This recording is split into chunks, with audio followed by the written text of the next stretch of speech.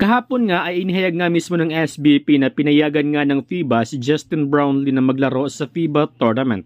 Ayon sa SBP, ang voluntary suspension umano ang dahilan kung bakit short-term lamang ang naging suspension ni Justin Brownlee. Matatandaan kasi, matapos lumabag si Brownlee sa anti-doping law ay nag-voluntary suspension nga ito at hindi naglaro ng basketball sa loob ng 3 buwan. Actually, pwede naman maglaro si Brownlee noon sa PBA dahil wala pa namang ipinataw na suspension ang FIBA. Pero mas pinili lamang nitong mag-voluntary suspension na lamang. Tila ba hindi nagtagumpay ang China sa kanilang plano, ano?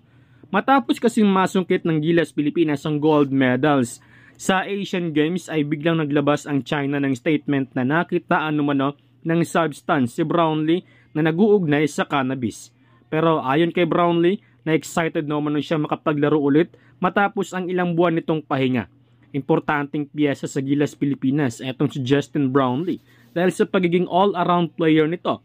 Lalo pa at injury nga itong si AG Edo kaya maagapan ni Brownlee ang power forward position. Samantala tila ba hindi pa rin mapigilan kahit Magnolia hotshot ay hindi pa rin mapigilan ang pagdomina ng SMB lalo na si Benny Boatwright. Simula kasi nang pumasok si Boatwright sa SMB ay still undefeated pa rin sila.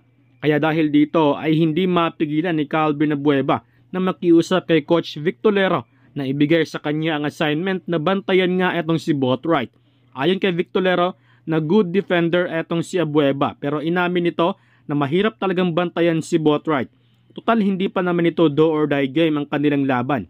Kailangan lang umano nila ng adjustment at kailangan lang umano nila na itama ang kanilang mga pagkakamali sa Game 1. Sa ngayon ay 1-0 na ang San Miguel Beermen sa standing.